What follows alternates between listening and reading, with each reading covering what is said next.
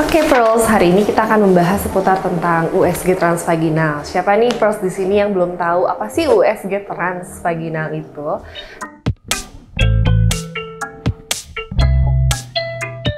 Nah, kita akan perkenalkan dulu ya alatnya.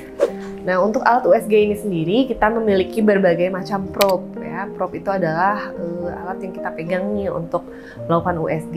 Biasanya kan kalau USG kehamilan paling sering mungkin Pearls akan melihat ini ya dan ini.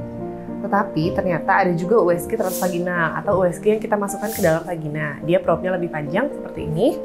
Namun kegunaannya tidak hanya saja untuk mendeteksi rahim pada kasus-kasus ginekologi atau kasus yang non hamil, ternyata pada kehamilan juga dapat kita lakukan pemeriksaannya.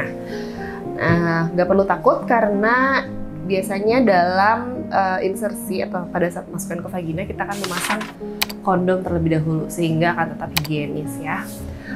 Kemudian gunanya apa sih untuk USG transvaginal pada kasus-kasus kehamilan dulu nih?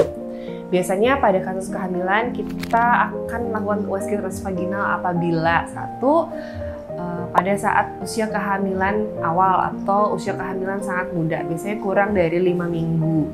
Untuk usia kehamilan kurang dari 5 minggu, biasanya kita tidak bisa secara jelas atau kurang jelas melihat dari USG perut atau USG yang ini ya, dua ini.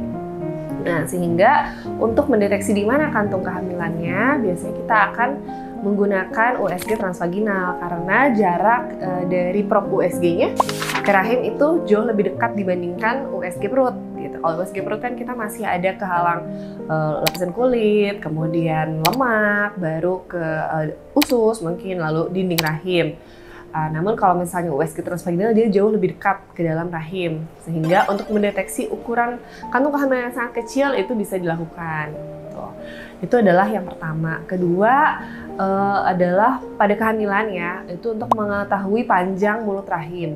Jadi ada beberapa kasus ibu hamil dengan kita sebut dengan inkompetensi serviks. Jadi mulut rahimnya mungkin pendek gitu ya, atau mungkin kurang panjang sehingga bisa menyebabkan beberapa kali keguguran ataupun persalinan prematur.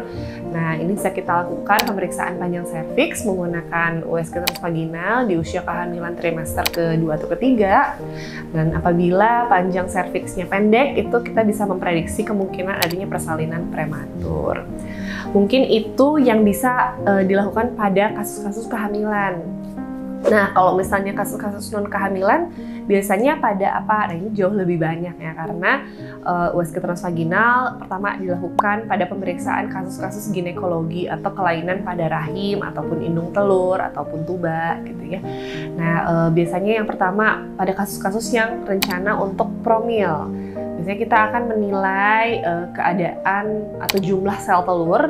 Nah, sel telur itu sebenarnya agak-agak sulit kalau misalnya kita lakukan pemeriksaan dari USG perut gitu. Karena ukuran indung telur sendiri itu kan sangat kecil ya.